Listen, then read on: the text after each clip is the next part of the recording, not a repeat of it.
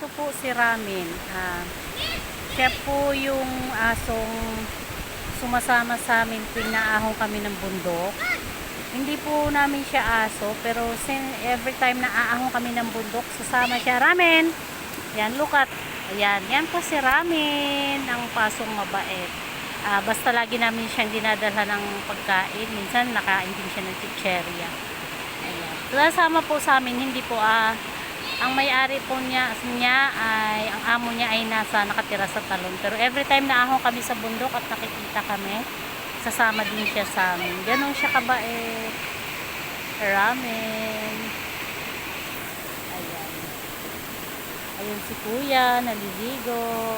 Ramen, gusto mo maligo, Ramen? Naliligo sa ilog.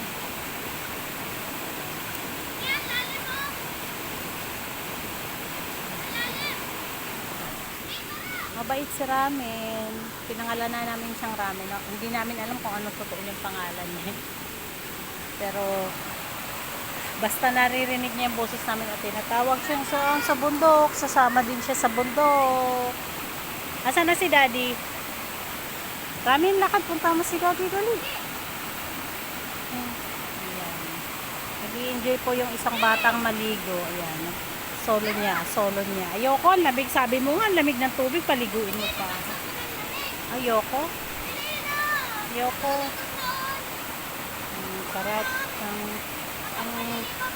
Ano sa tenga, ang sarap sa tenga pakinggan, yung lagaslas ng tubig.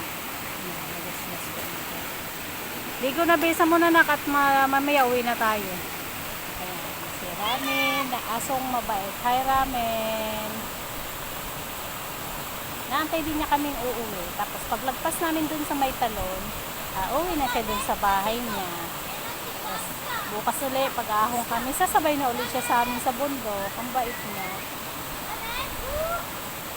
Ayan, yun lang guys. Thanks for watching. Bye!